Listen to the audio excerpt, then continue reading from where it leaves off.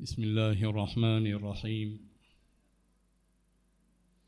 الحمد لله رب العالمين، والصلاة والسلام على سيد المرسلين سيد الأولين والآخرين، سيدنا ونبينا وحبيبنا وإمامنا وقدوتنا ومولانا محمد وعلى آله وصحبه أجمعين ومن تبعهم بإحسان ودعا بدعوتهم إلى يوم الدين. أما بعد،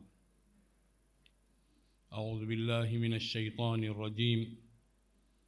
بسم الله الرحمن الرحيم. إن الله يدافع عن الذين آمنوا إن الله لا يحب كل خوان كفور.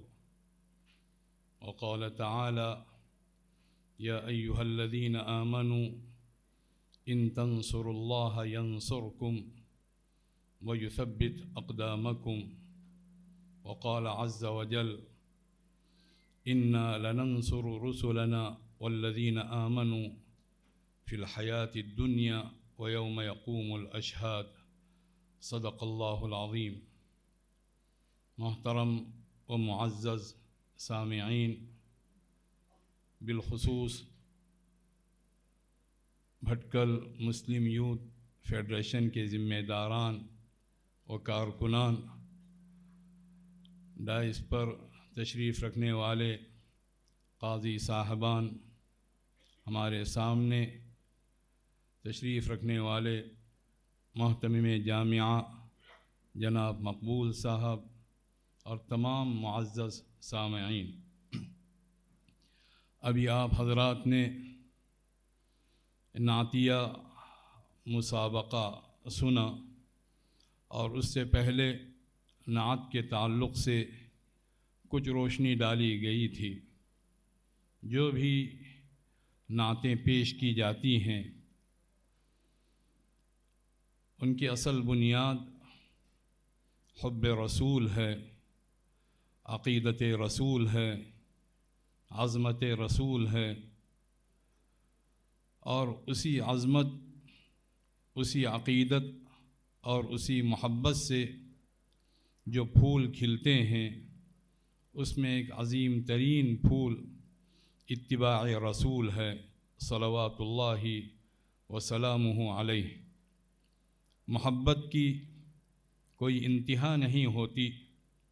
اگر محبت کی کوئی انتہا مانی جائے وہ انتہا فنائیت ہے.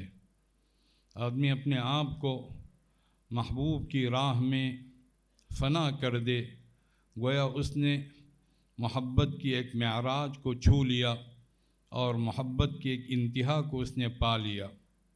اور حقیقت میں ہمارے تمام غموں کا حل اور ہماری تمام پریشانیوں کا حل اللہ رب العزت کی محبت اور اللہ کے رسول صلی اللہ علیہ وسلم سے سچی محبت ہے. یہ محبت اگر پیدا ہو گئی اور یہ محبت اگر دل کے نہا خانوں میں رچ بس گئی اور جسم میں خون بن کر گردش کرنے لگ گئی، تو پھر ہمارا ہر مسئلہ حل ہے. چاہے وقتی مسئلہ ہو، چاہے عارضی مسئلہ ہو، چاہے دائمی مسئلہ ہو، تمام مسائل کا حل یہی ہے. اور یہاں کی زمین میں ہمارے لیے جو آخری حصار ہے، ہمارے لیے جو آخری پناہ گاہ ہے، وہ اللہ کی محبت اور اللہ کے رسول صلی اللہ علیہ وسلم کی محبت ہے.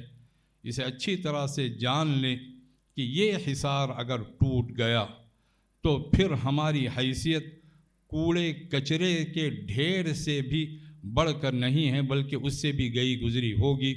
اس قیمتی متاع کو دل و جان میں، اس قیمتی متاع کو اپنی جان سے بڑھ کر عزیز رکھیے، اور اس کے لیے جو قربانی دے سکتے ہوں اس قربانی کے لیے سب کے سب تیار رہیں. محبت چاہتی ہے فنائیت کو، محبت چاہتی ہے استقامت کو، محبت کا مطالبہ ہے قربانی کا، اور ہمارا پورا دین یہ قربانیوں کی بنیاد پر یہ سارا دین ہم تک پہنچا ہے۔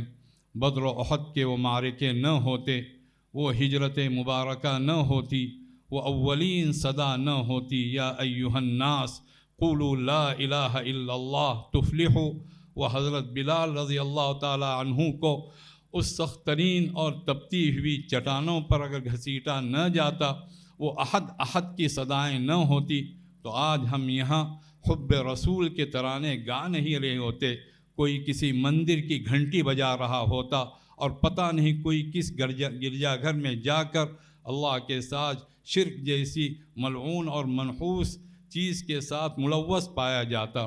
یہ ان کی قربانیاں ہیں، یہ ان کی محنتیں ہیں، یہ ان کی کوششیں ہیں، یہ حب رسول کے وہ صاف ستھرے جذبات ہیں جن کے نتیجے میں ہمیں دین نصیب ہوا، ایمان نصیب ہوا، اخلاق نصیب ہوئے، ہمیں قرآن ملا، سب سے بڑھ کر ہمیں اللہ رب العزت کی ذات ملی، اللہ کی جنت کے راستے ملے، جہنم سے بچنے کے طریقے ملے، ایک دینی غیرت ملی، دینی محبت ملی۔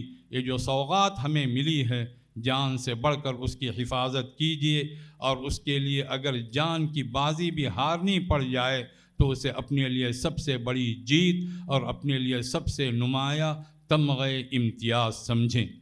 جو بھی اچھی آواز، کتنی پیاری آواز اور اچھی آواز سے جو نعتیں پیش کی گئیں، ہر انسان یہ طے کر لے، یہ نعتیں، یہ اچھی آوازیں ہمیں اس بات پر بھی آمادہ کرتی ہیں کہ ہر اچھی آواز پر سب سے پہلا حق اللہ رب العزت کا ہے، اللہ کے کلام کا ہے، پھر اس پر سب سے دوسرا جو حق ہے وہ اللہ کے رسول صلی اللہ علیہ وسلم کا ہے۔ اسی پر قیاس کریں، جو بھی صلاحیت ہمیں ملی ہے اللہ کی طرف سے، کسی کو ذہانت کی صلاحیت، کسی کو خطابت کی صلاحیت، کسی کو شعر و شاعری کی صلاحیت، کسی کو فقہی صلاحیت، کسی کو جو بھی صلاحیت، وما بکم من نعمت فمن اللہ، تمہیں جو بھی نعمتیں میسر ہیں وہ تنہا اللہ رب العزت کی طرف سے میسر ہیں۔ حضور اکرم صلی اللہ علیہ وسلم گویا ہر صبح یہ دعا فرمایا کرتے تھے، اللہم ما اصبح بی من نعمت فمنک وحدک لا شریک لک لک الحمد و لک الشکر، پروردگار مجھے جو بھی نعمت میسر ہے وہ اے اللہ تنہا تیری طرف سے میسر ہے، تعریف تیری ہے، شکر تیرا ہے، سب کچھ تیری طرف سے ملا ہے۔ جو نعمت جس کسی کو میسر ہے وہ یہ طے کر لے کہ اللہ کی دی ہوئی اس صلاحیت کو، اللہ کی دی ہوئی اس نعمت کو وہ اللہ کے لیے قربان کرے گا، رسول اللہ کے لیے قربان کرے گا، اللہ کے دین کے لیے قربان کرے گا۔ ہمارے خیال میں وہ شخص انتہائی ناشکرا ہے جسے اچھی آواز ملی ہو اور وہ اس سے اللہ کے کلام کو اچھے انداز سے نہ پڑھے، وہ اللہ کے رسول صلی اللہ علیہ وسلم کی نعتوں کو نہ گنگنائے، وہ غزلوں میں پڑھ جائے یا خدا نخواستہ وہ گانوں میں پڑھ جائے۔ اچھی آواز پر پہلا حق، اچھی آواز پر ابدی حق اور دائمی حق، بلکہ ہر صلاحیت پر پہلا حق اللہ رب العزت کا، بلکہ تمام حقوق اللہ رب العزت کے، پھر اللہ کے رسول صلی اللہ علیہ وسلم کے اور اللہ کے دین کے ہیں۔ ہم یہ طے کر لیں ہمیں اپنے دین کے لیے قربانی دینی ہے۔ جو اللہ کے لیے قربانی دیتا ہے وہ کچھ کھوتا نہیں ہے۔ ہمیں مزاج ہجرت بھی پیدا کرنا ہے اور مزاج جہاد بھی پیدا کرنا ہے۔ مزاج جہاد یہ ہے ہر کام اللہ رب العزت کے لیے وقف کر دیا جائے، جو بھی کام کرے انسان وہ اللہ کے لیے کرے، اللہ کے لیے کام کرنے کا وہ سلیقہ پیدا کیا جائے۔ قرآن کریم جس کی تعلیم دیتے ہوئے کہتا ہے قل ان صلاتی و نسکی و محیای و مماتی للہ رب العالمین، کہیے اے محمد صلی اللہ علیہ وسلم بے شک میری نماز، میری قربانی، میرا جینا، میرا مرنا سب اللہ کے لیے ہے۔ ہم اپنے لیے پیدا ہی نہیں کیے گئے ہیں، حقیقت میں ہم پیدا کیے گئے ہیں اللہ رب العزت کے لیے، اور ظاہری طور پر ہمارا ہر کام ہونا چاہیے انسانیت کے لیے، انسانوں کے لیے۔ حضور اکرم صلی اللہ علیہ وسلم کی مبارک زندگی کا اگر 2 جملوں میں خلاصہ بیان کیا جائے جو ہم نے متعدد جگہوں پر بتایا ہے اور بیان کیا ہے، وہ یہ کہ آپ صلی اللہ علیہ وسلم کی حقیقی زندگی اللہ رب العزت کے لیے بسر ہو رہی تھی، 1 سیکنڈ، 1 منٹ اور 1 لمحے کے وقفے کے بغیر۔ اور آپ صلی اللہ علیہ وسلم کی ظاہری جو زندگی بسر ہو رہی تھی وہ تمام انسانوں کے لیے بسر ہو رہی تھی، انسانوں کو فائدہ پہنچانا، انسانوں کو راستہ دکھانا، انسانوں کے لیے قربانیاں دینا، بندگان خدا کو صحیح راستے پر لانا، ان کو گویا کمر پکڑ پکڑ کر جہنم سے الگ کرنا۔ مثال بھی حضور اکرم صلی اللہ علیہ وسلم نے پیش فرمائی کہ میری اور تمہاری مثال اس شخص کی سی ہے جس نے آگ کا الاؤ جلایا ہو، پروانے اور پتنگے اس پر آ کر گر رہے ہوں اور وہ اسے نکال کر الگ کر رہا ہو۔ یہی میری مثال ہے کہ میں تمہیں کمر پکڑ پکڑ کر جہنم سے دور کر رہا ہوں اور تم ہو کہ اس میں گرے جا رہے ہو۔ یہ محبت ہو، یہ مودت ہو، یہ تڑپ ہو، یہ کسک ہو، یہ احساس ہو اپنی امت کے تعلق سے بھی، امت محمدیہ کے تعلق سے بھی، جو اخیر میں جو اشعار پڑھے گئے ہیں اس کے اندر اس درد کا اظہار ہے، اور تمام قوموں کے تعلق سے، تمام امتوں کے تعلق سے اس پر بہت زیادہ غور نہ کیا جائے کہ ہم پر الزامات لگ رہے ہیں، ہمیں مورد الزام ٹھہرایا جا رہا ہے۔ ان تمام الزامات کی کوئی حیثیت نہیں، الزامات لگتے رہیں گے اور وہ ختم بھی ہوتے رہیں گے۔ ہمیں اپنے مشن کو یاد رکھنا ہے، ہمیں اپنے مقصد کو یاد رکھنا ہے۔ ہم آئے ہی اس لیے ہیں کہ تمام انسانوں کا ہم بھلا کریں۔ کنتم خیر امت اخرجت للناس تأمرون بالمعروف وتنہون عن المنکر وتؤمنون باللہ، تم سب سے بہترین امت ہو جس امت کو تمام انسانوں کے لیے برپا کیا گیا۔ تمہارا کام یہ ہے کہ تم ہر بھلائی کا حکم دو گے، تم ہر برائی سے روکو گے، اور تم اللہ رب العزت پر پورا ایمان رکھو گے۔ کہاں ہے وہ امر بالمعروف، کہاں ہے وہ نہی عن المنکر، کہاں ہے وہ ایمان کی دل نواز کیفیات، جس ایمان کی کیفیات اگر وہ انسان کے قلوب میں داخل ہو جائیں، انسان کے لیے دنیا جنت بن جائے اور انسان دنیا کے اندر ہی جنت کے مزے حاصل کرنا شروع کر دے۔ اس طرح کا ایمان پیدا کرنے کے لیے یہ نعت شریف کی مجلس منعقد کی گئی، یہ دینی جلسے منعقد کیے جاتے ہیں۔ یہ معلومات میں اضافے کے لیے یا کسی کا خطاب سننے کے لیے، کسی کی تقریر سننے کے لیے، کسی کی باتیں سننے کے لیے نہیں، یہ حقیقت میں اللہ اور اس کے رسول صلی اللہ علیہ وسلم پر قربان ہونے کے لیے اور آپ صلی اللہ علیہ وسلم کی لائی ہوئی شریعت پر پورے اعتماد کے ساتھ، پوری محبت کے ساتھ، پوری طاقت کے ساتھ، پوری قوت کے ساتھ عمل کرنے کے لیے اور اس کو اپنے لیے نشان منزل بنانے کے لیے، بلکہ اسے اپنے لیے منزل مقصود بنانے کے لیے یہ جلسے منعقد کیے جاتے ہیں۔ اسلام پر حملے ہو رہے ہیں، ہم جانتے ہیں، یہاں تک کہ رسالت مآب صلی اللہ علیہ وسلم کی ذات اقدس پر بھی حملے کیے جا رہے ہیں، لیکن معاملہ ہمارا اپنا ہے۔ ہماری اپنی محبت کو کیا ہو گیا، ہماری اپنی غیرت کو کیا ہو گیا، ہم اپنے دین کے تعلق سے کتنے سنجیدہ ہیں۔ اللہ تعالیٰ نے جہاں اپنی اطاعت اور اپنے رسول صلی اللہ علیہ وسلم کی اطاعت کا حکم دیا، وہاں اس کا بھی حکم دیا کہ آدمی بہت ہوشیار رہے۔ وَأَطِيعُوا اللَّهَ وَأَطِيعُوا الرَّسُولَ وَاحْذَرُوا، اللہ کی اطاعت کرو اور اللہ کے رسول صلی اللہ علیہ وسلم کی اطاعت کرو۔ دیکھو ہوشیار رہو۔ ہوشیار رہنے کا مطلب کیا ہے؟ جو دولت تمہارے پاس موجود ہے، کہیں وہ دولت لٹ تو نہیں رہی ہے، کہیں وہ دولت مٹ تو نہیں رہی ہے، کہیں اس دولت پر ڈاکے تو نہیں ڈالے جا رہے ہیں، کہیں ہم غفلت کی نیند سو تو نہیں رہے ہیں۔ ہر انسان حساس رہے، ہر انسان بیدار رہے، ہر معاملے کے لیے اس کے پاس بھرپور تیاری ہو، ذہنی تیاری ہو، قلبی تیاری ہو، علمی تیاری ہو، عملی تیاری ہو، ذکر الہی کے لحاظ سے تیاری ہو۔ لِكُلِّ شَيْءٍ عِندَهُ عَطَاءٌ، حضور اکرم صلی اللہ علیہ وسلم کے بارے میں آتا ہے، ہر چیز کے لیے آپ صلی اللہ علیہ وسلم کے پاس بھرپور تیاری رہتی تھی۔ ہم اس طرح تیار رہیں، ہم عبادات کے لحاظ سے تیار رہیں، ہم اخلاق کے لحاظ سے تیار رہیں، ہم سچے معاملات کے لحاظ سے تیار رہیں، ہم سچے دیانت دار بنیں، امانت دار بنیں۔ آج حال یہ ہے امانتیں ضائع ہو رہی ہیں، اور امانتوں کا ضائع ہونا یہ علامات قیامت میں سے ایک علامت ہے، اور حضور اکرم صلی اللہ علیہ وسلم نے خود یہ بات ارشاد فرمائی کہ سب سے پہلے جو چیز میری امت سے اٹھائی جائے گی وہ امانت داری ہے۔ حضرت انس رضی اللہ تعالیٰ عنہ یہاں تک فرماتے ہیں، قلما خطب رسول اللہ صلی اللہ علیہ وآلہ وسلم الا وقد قال لا ایمان لمن لا امانت لہ ولا دین لمن لا عہد لہ۔ بہت کم ایسا ہوا ہے کہ اللہ کے رسول صلی اللہ علیہ وسلم نے کوئی خطاب فرمایا ہو، کوئی خطبہ ارشاد فرمایا ہو، اور اس اس میں یہ بات ارشاد نہ فرمائی ہو جس میں امانت داری نہیں، اس میں کوئی ایمان نہیں، جس میں عہد کی پابندی نہیں، اس کا کوئی دین نہیں۔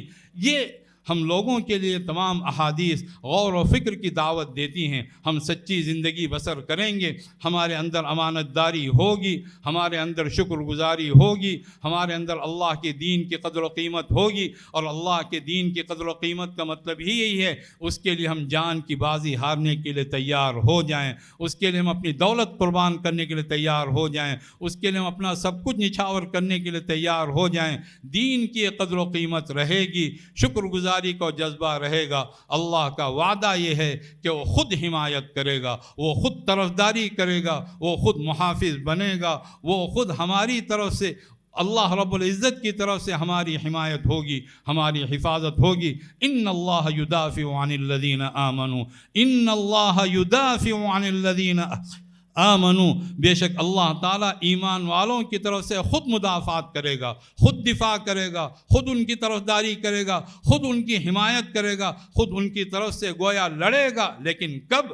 ان اللہ لا يحب كل خوان کفور، اللہ تعالیٰ کو نفرت ہے، اللہ تعالیٰ کو سخت ناپسند ہیں وہ تمام لوگ جن کے اندر دغابازی پائی جاتی ہے، جن کے اندر خیانت پائی جاتی ہے، جن میں ناشکری پائی جاتی ہے۔ ہم اپنے دین کے تعلق سے غور کریں، ہر انسان غور کرے، دوسروں میں غور کرنے سے پہلے وہ اپنی ذات کے تعلق سے غور کرے، دین کی کتنی غیرت باقی ہے، دین کی کتنی محبت باقی ہے، دین کے تعلق سے کتنی امانت داری باقی ہے۔ مظاہروں کی دنیا علی الرأس والعین بہت ہی مبارک ہو، لیکن اسی صورت میں جب کہ ان کے پشت پر حقیقتیں ہوں، سچی حقیقتوں کا مظاہرہ اگر کیا جائے وہ انتہائی مبارک ترین مظاہرہ ہے۔ لیکن اگر مظاہرے رہ گئے اور حقیقتوں کے لیے وہ مظاہرے ایک آڑ بنتے چلے گئے تو پھر وہ مظاہرے بھی اللہ رب العزت کے دربار میں قبول نہیں ہوں گے۔ وہ سچی حقیقتیں ہمیں اللہ کے رسول صلی اللہ علیہ وسلم نے یاد دلائی تھیں، اور انہی حقیقتوں کو عام کرنے کے لیے، انہی حقیقتوں کو قلب و جگر میں بسانے کے لیے اللہ کے رسول صلی اللہ علیہ وسلم تشریف لائے تھے۔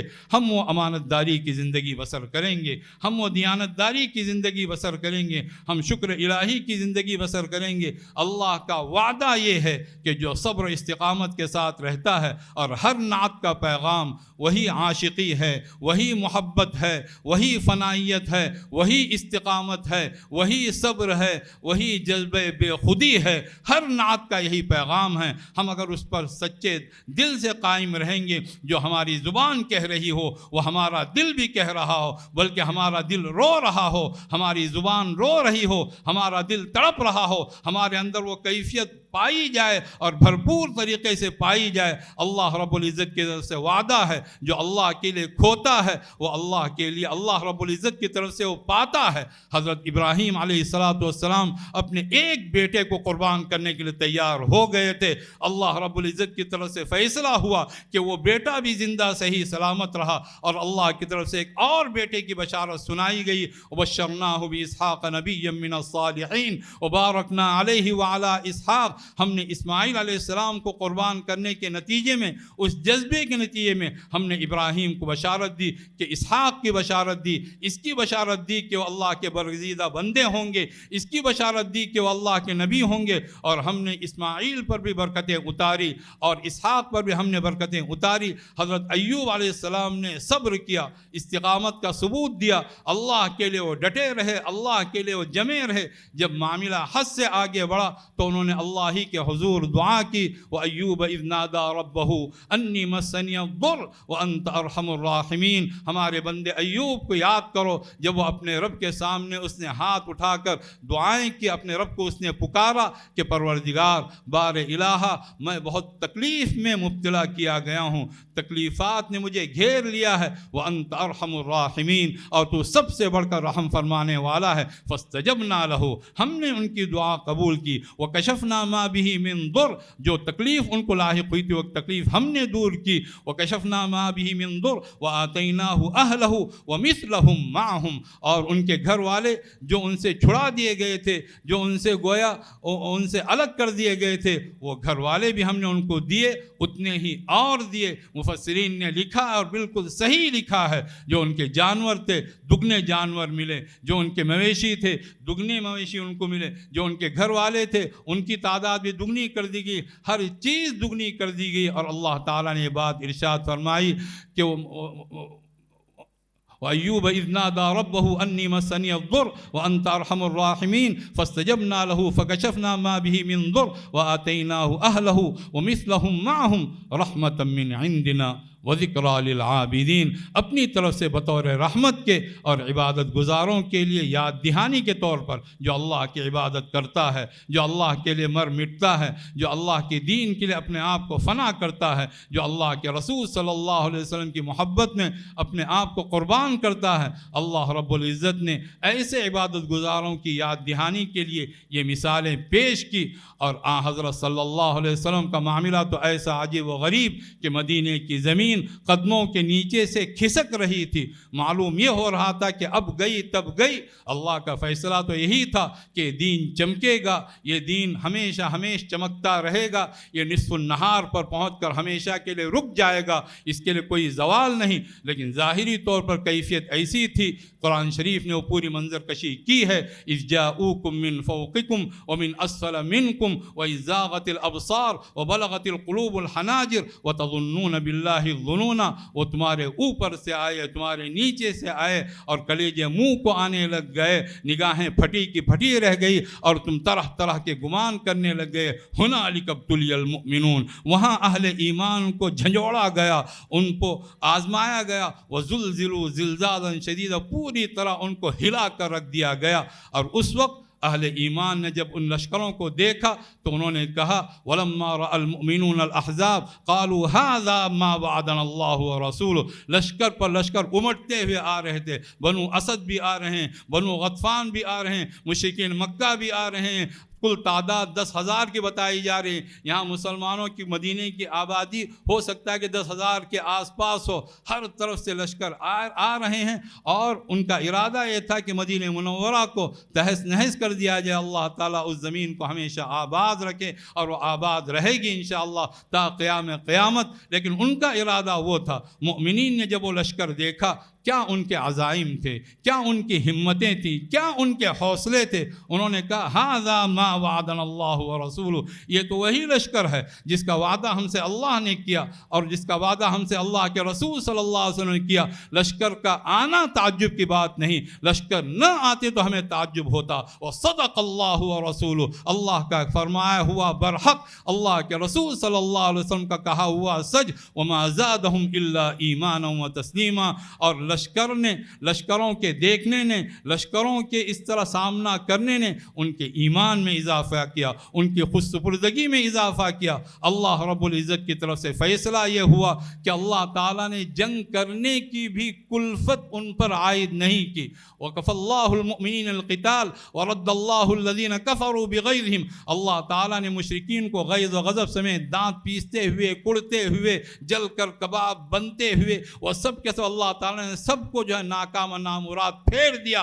وَكَفَى اللَّهُ الْمُؤْمِنِينَ الْقِتَالَ، اور اللہ تعالیٰ اہل ایمان کے لیے قتال کے واسطے کافی ہو گیا۔ وَكَانَ اللَّهُ قَوِيًّا عَزِيزًا، اللہ تعالیٰ بے انتہا طاقتور، اللہ تعالیٰ بے پناہ زبردست ہے۔ اور اللہ رب العزت نے جو فیصلہ کیا وہ فیصلہ قرآن کریم نے بیان کیا۔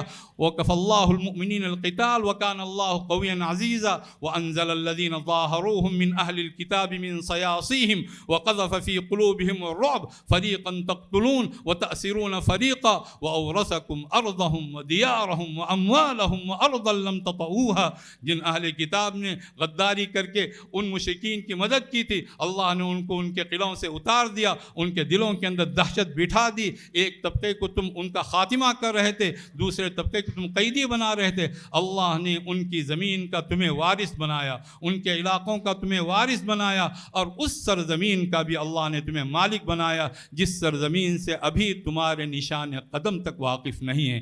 کہاں مدینے کی زمین جو قدموں تلے کھسکی جا رہی تھی وہ زمین برقرار رہی اور زمینیں ملی، ملکوں کے ملک اللہ رب العزت کی طرف سے تحفے میں دے دیے گئے، اسی استقامت کی وجہ سے، اسی صبر کی وجہ سے، اسی اللہ کے لیے ڈٹ جانے کی وجہ سے۔ اور اگر یہ کیفیت نہیں ہوئی، یہ کیفیت نہیں ہوئی جو ڈٹنے کی کیفیت ہے، حضور اکرم صلی اللہ علیہ وسلم کو اولین مرحلے میں یہ بات کہہ دی گئی تھی کہ وَلِرَبِّكَ فَاصْبِرْ، اے محمد صلی اللہ علیہ وسلم آپ ڈٹ جائیے، آپ جم جائیے اپنے رب کے لیے۔ اگر وہ کیفیت نہیں رہے گی، عجیب و غریب بات ہے، اللہ تعالیٰ اپنی لکھی ہوئی چیز واپس لے لیتا ہے۔ جس چیز کو اللہ نے لکھ دیا ہے وہ چیز تک اللہ تعالیٰ واپس لے لیتا ہے۔ حضرت موسیٰ علیہ السلام کی قوم سے حضرت موسیٰ علیہ السلام نے کہا یا قوم ادخلوا الارض المقدسۃ التي كتب اللہ لکم ولا ترتدوا علی ادبارکم فتنقلبوا خاسرین، اے میری قوم اس زمین پر داخل ہو جاؤ جو زمین اللہ نے تمہارے لیے لکھ دی ہے، اور پچھلے پاؤں پلٹ کر نہ آنا ورنہ تم سب کچھ کھو جانے والوں میں ہو جاؤ گے۔ انہوں نے بدتمیزی کی حد کر دی، یہاں تک کہہ دیا اذهب انت وربك فقاتلا انا هاهنا قاعدون، موسیٰ آپ جائیے، آپ کا رب چلا جائے، آپ دونوں جا کر وہاں جنگ لڑیں، ہم یہاں بیٹھ کر تماشا دیکھتے رہیں گے۔ اخیر میں موسیٰ علیہ السلام نے یہ بات کہی کہ اے اللہ میرے اور اس قوم کے درمیان، اس فاسق قوم کے درمیان فصل پیدا کر دیجئے، اور اللہ رب العزت کی طرف سے اعلان ہوا فَإِنَّهَا مُحَرَّمَةٌ عَلَيْهِمْ، یہاں پر وقت کیجئے کہ وہ زمین ان کے لیے ہمیشہ کے لیے حرام ہے، کسی اور کو ملے گی تو ملے گی لیکن ان کو نہیں ملے گی۔ 40 سنة يتيهون في الأرض، 40 سال تک یہ وہ جو وادی سینا ہے اس صحرا کے اندر مارے مارے پھرا کریں گے لیکن ان کو کچھ نہیں ملے گا۔ پھر اس 40 سال کے بعد میں جو نئی نسل نمودار ہوئی، ایک جفا کش نسل، ایک ہمت والی نسل، حضرت موسیٰ علیہ السلام کا اس دوران انتقال ہو گیا، وہ اللہ کے حضور پہنچ گئے، اللہ کی رحمت کی آغوش میں پہنچ گئے، اور اس کے بعد میں حضرت یوشع علیہ السلام کے ذریعے سے وہ پورا علاقہ فتح ہوا۔ لیکن غور کرنے کی بات ہے، جس بات کو اللہ نے فرمایا کہ کتب اللہ لکم، جو زمین اللہ نے تمہارے لیے لکھ دی تھی، اللہ نے اپنا لکھا ہوا واپس لے لیا، اس وجہ سے کہ قوموں نے نافرمانی کی۔ ہم اگر استقامت کا ثبوت دیں گے، ہم اگر فنائیت کا ثبوت دیں گے، ہم اگر محبت کا ثبوت دیں گے، ہم اگر اپنے آپ کو بھلا دیں گے، اپنے آپ کو ہم فراموش کر دیں گے اللہ رب العزت کے لیے، اللہ کے رسول صلی اللہ علیہ وسلم کے لیے، اللہ کے دین کے لیے، اللہ کے شریعت کے لیے، آدمی ایسا سرشار ہو جائے کہ شریعت کے مقابلے میں کوئی بھی چیز آ جائے، کوئی بھی چیز آ جائے، پہلے مرحلے میں لا کہہ دے کہ یہ چیز نہیں ہے، اس کو ہم قبول نہیں کر سکتے۔ عقلی دلائل، جذباتی دلائل سب بعد میں فراہم کیے جائیں گے، پہلے انکار انکار انکار۔ ثم جعلناك على شريعة من الأمر فاتبعها ولا تتبع أهواء الذين لا يعلمون إنهم لن يغنوا عنك من الله شيئا وإن الظالمين بعضهم أولياء بعض والله ولي المتقين۔ کہ اے محمد صلی اللہ علیہ وسلم، ہم نے آپ کو اپنے دین کی خاص شریعت پر، خاص طریقے پر گامزن کر دیا ہے، آپ اس کے پیچھے چلیے اور ان لوگوں کی خواہشات کے پیچھے نہ چلیں جو کچھ نہیں جانتے ہیں۔ شریعت سے ٹکرانے والی جو بھی چیز ہے وہ چیز خواہش پرستی ہے، وہ چیز خواہش پسندی ہے، وہ چیز جہالت ہے، وہ چیز جاہلیت ہے۔ پہلے مرحلے میں انسان انکار کرے۔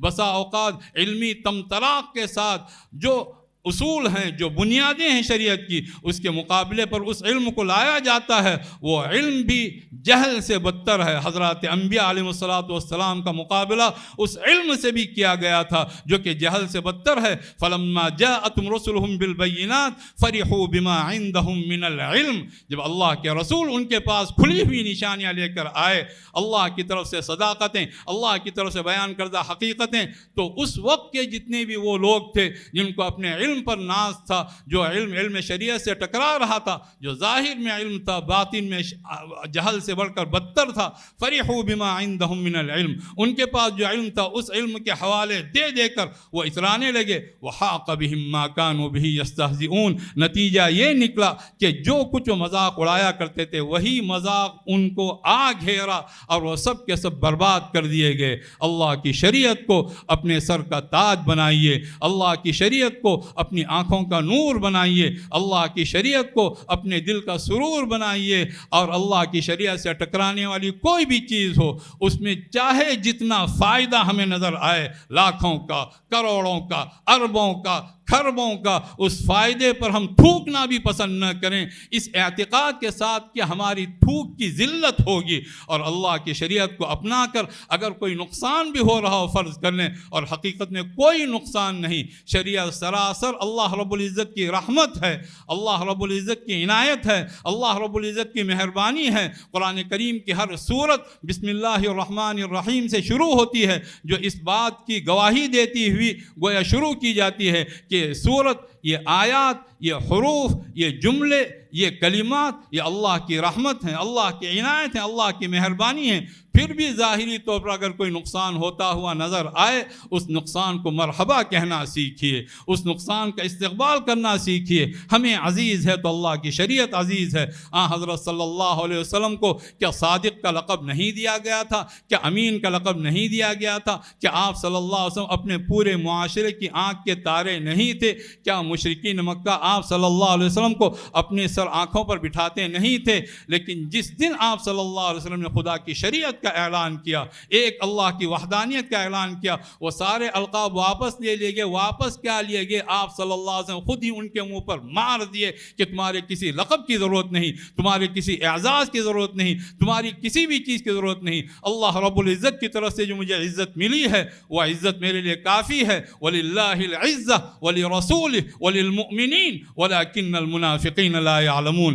عزت اللہ کی، عزت رسول اللہ کی، عزت اہل ایمان کی، لیکن منافق جانتے نہیں ہیں۔ بشر المنافقین، بشر المنافقین بان لهم عذابا علیما۔ منافقین کو اے محمد صلی اللہ علیہ وسلم آپ یہ خبر سنائیے کہ ان کے لیے دردناک عذاب ہے۔ اور ان کے افعال کیا بتائے گئے ہیں؟ مختلف اوقات میں مختلف ان کی جو صفات بد ہیں ان کو بیان کیا گیا، لیکن یہاں پر جو بات بیان کی گئی وہ یہ کہ الذین یتخذون الکافرین اولیاء من دون المؤمنین، جو خدا کے باغیوں کو، خدا کے منکروں کو اپنا گہرا دوست بناتے ہیں اہل ایمان کو چھوڑ کر۔ جو بات اس سے پہلے کہی گئی، فلاں کرکٹر وہ ہمارا ہیرو ہے، فلاں فٹ بالر وہ ہیرو ہے، اور فلاں فلم اسٹار جو کہ سراسر ایک واہیات ہے، ایک غلاظت ہے، ایک نجاست ہے، ناپاکی کا ایک پورا سنڈاس ہے، وہ ہمارا ہیرو ہے۔ اس طرح کے اگر خیالات ہیں، یہ نفاق کی علامت ہے، یہ دین سے دوری کی علامت ہے، یہ اللہ کی شریعت سے محبت نہ ہونے کی علامت ہے۔ الذین یتخذون الکافرین اولیاء من دون المؤمنین، جو کافروں کو، خدا کے منکروں کو، خدا کے باغیوں کو اپنا گہرا دوست بناتے ہیں اہل ایمان کو چھوڑ کر۔ ایبتغون عندهم العزہ، کیا ان کے پاس جا جا کر عزت کے متلاشی ہوتے ہیں، عزت کے طلبگار ہوتے ہیں؟ فإن العزة للہ جمیعا، سن لیں تمام کے تمام ساری عزتیں اللہ رب العزت کی ہیں۔ من کان یرید العزہ فللہ العزة جمیعا، جو بھی عزت چاہتا ہے وہ یہ سن لے کان کھول کر، ساری عزتیں اللہ رب العزت کی ہیں۔ اور اس عزت کو پانے کا طریقہ الیہ یصعد الکلم الطیب والعمل الصالح یرفعہ، اچھی باتیں اللہ کی طرف عروج کرتی ہیں، بلندی پر چڑھتی چلی جاتی ہیں، عمل صالح ان کو اور اوپر اٹھاتے ہیں، یا اچھی باتیں عمل صالح کو اور اوپر اٹھاتے ہیں۔ اچھا کام ہو، اچھی باتیں ہوں، درد مند دل ہوں، اچھے اخلاق ہوں، صحیح دعوت ہو، ایک فکر ہو، ایک سچا جذبہ ہو، پھر اسے عزتیں ملیں گی۔ اس پر اللہ کا وعدہ یہ ہے، اور اللہ کا کوئی وعدہ جھوٹا نہیں ہو سکتا۔ ان اللہ لا یخلف المیعاد، اللہ اپنے وعدوں کی خلاف ورزی نہیں کرتا۔ ومن اصدق من اللہ حدیثا، اللہ سے بڑھ کر کس کی گفتگو سچی ہے؟ ومن اصدق من اللہ قیلا، اللہ سے بڑھ کر کس کا قول سچا ہے؟ اللہ کا وعدہ یہ ہے، والذین یمکرون السیئات لہم عذاب شدید ومکر اولئک هو یبور، جو لوگ بری بری تدبیریں کرتے ہیں، بری بری چالیں چلتے ہیں، ان کے لیے سخت ترین عذاب ہے یہ آخرت میں، اور ان کی جتنی بھی مکاریاں ہیں سب کے تار پوت بکھیر دیے جائیں گے۔ ہم یہ نہیں کہتے کہ انسان خواب غفلت میں رہے، لیکن دوسرے کیا کر رہے ہیں اس کے پیچھے حد سے زیادہ لگے رہنا اللہ نے اس کا حکم نہیں دیا ہے۔ آدمی جان لے کیا کچھ سازشیں ہو رہی ہیں، اس کے بعد میں اسے اپنا کام کرنا ہے۔ فتنے جو آتے ہیں ان کے کرنے سے نہیں آتے ہیں، ہمارے نہ کرنے سے آتے ہیں۔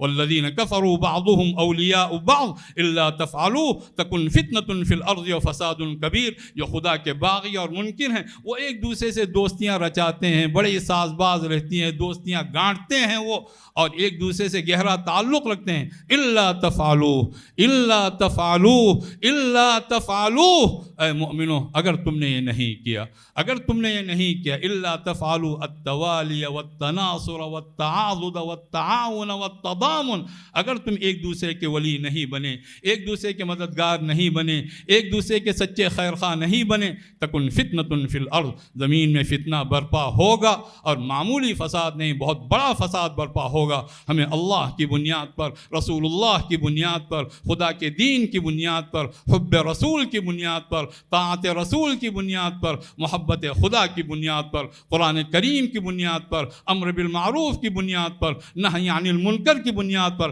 ہمیں جڑنا ہوگا۔ یہی ہماری کامیابی کا راز ہے۔ اللہ حضور اکرم صلی اللہ علیہ وسلم اسی کام کے لیے مبعوث فرمائے گئے تھے۔ ہزاروں مقاصد بیان کیے جا سکتے ہیں، جو دو بنیادی مقاصد ہیں تمام انبیاء علیہ السلام کی بعثت کے، وہ دو بنیادی مقصد یہ ہیں۔ ایک مقصد یہ کہ بندوں کو خدا سے جوڑا جائے، دوسرے کہ بندوں کو اللہ رب العزت کی بنیاد پر بندوں کو بندوں سے جوڑا جائے۔ اسی مقصد کے لیے ہم جئیں گے، اسی مقصد کے لیے پورے ادارے قائم کیے گئے ہیں، اسی مقصد کے لیے تمام تنظیمیں ہیں، اسی مقصد کے لیے جتنے بھی اسپورٹس کلب ہیں یہ بھی اسی مقصد کے لیے، اسی مقصد کے لیے پروگرام ہیں، اسی مقصد کے لیے تقریریں ہیں۔ ہم اس مقصد پر متفق ہو جائیں، ایک اللہ کی عبادت پر متفق ہو جائیں، اور ایک اللہ کے لیے ہم اللہ کے بندوں سے جڑ جائیں۔ اگر وہ کیفیت پیدا ہوگی، ہر مومن دوسرے مومن کا ولی ہوگا، ہر مومن دوسرے مومن کی عزت کا پاسباں ہوگا، محافظ ہوگا۔ اللہ رب العزت کی طرف سے رحم و کرم کی بارشیں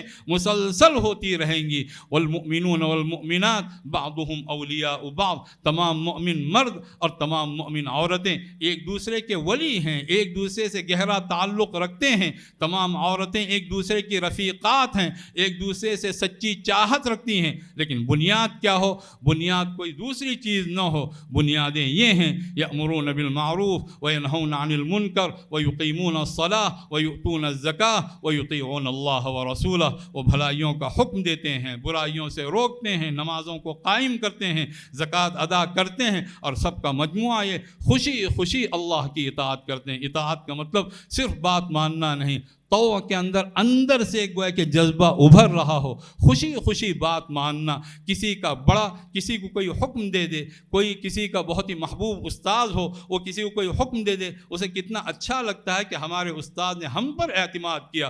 کسی کے مربی، کسی کے شیخ، کسی کے پیر، کسی کے مرشد، یا کسی کے بہت ہی معزز اور محترم باپ، کسی کی ماں اسے کوئی حکم دیتی ہے، کتنا اچھا لگتا ہے کہ ہم پر اعتماد کیا گیا۔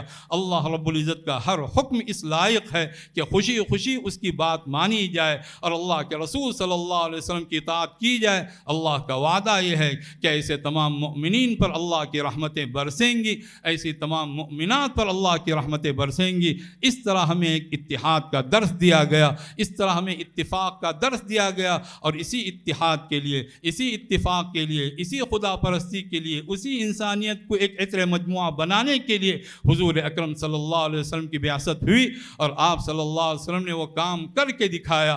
آج بھی زمانہ ہمارا منتظر ہے۔ ہم کبھی یہ نہ سوچیں کہ ہمیں زمانے سے لینا، کہ ہم تو دینے کے لیے آئے ہیں۔ زمانے کو بھکاری سمجھیں، زمانے کو فقیر سمجھیں۔ ہمارے پاس اللہ کی کتاب ہے، ہمارے پاس اللہ کے رسول صلی اللہ علیہ وسلم کی سنت ہے، ہمارے پاس ہدایات ربانیہ ہیں، ہمارے پاس اللہ کے رسول صلی اللہ علیہ وسلم کے ارشادات ہیں۔ وَكَيْفَ تَكْفُرُونَ، کیسے ممکن ہے کہ تم کفر کر جاؤ، تم ناشکری کرو، وَأَنْتُمْ تُتْلَى عَلَيْكُمْ آيَاتُ اللَّهِ وَفِيكُمْ رَسُولُهُ، جبکہ تمہارے سامنے اللہ کی آیتیں پڑھ پڑھ کر سنائی جاتی ہیں اور تمہارے اندر اللہ کے رسول موجود ہیں۔ حضور اکرم صلی اللہ علیہ وسلم کی رخصت ہونے کے بعد آپ کی سنتیں، آپ کی مبارک سیرت، آپ کی ہدایات، آپ کی احادیث مبارکہ اور آپ کی احادیث سے جو مسائل استنباط کیے گئے ہیں، تمام فقہاء نے، تمام علماء نے، تمام محدثین نے، تمام مفسرین نے جو کام کیے ہیں، وہ سارے کام آپ صلی اللہ علیہ وسلم ہی کی ہدایت کو اپنانا ہے،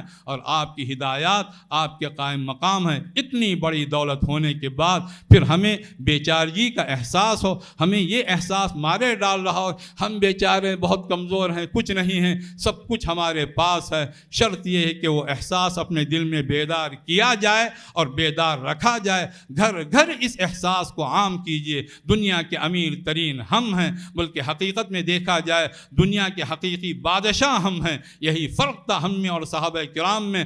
آیتیں اترتی تھی اور وہ اپنے آپ کو ان آیات کا مصداق سمجھ کر ان کی پوری زندگیاں اسی طرح ہوتی تھیں۔ جنت کا تذکرہ ہوا تو اللہ نے فرمایا وَإِذَا رَأَيْتَ ثَمَّ رَأَيْتَ نَعِيمًا وَمُلْكًا كَبِيرًا، جب آپ وہاں دیکھیں گے تو وہاں نعمتوں کی ایک بہتات دیکھیں گے، ایک زبردست بادشاہت دیکھیں گے۔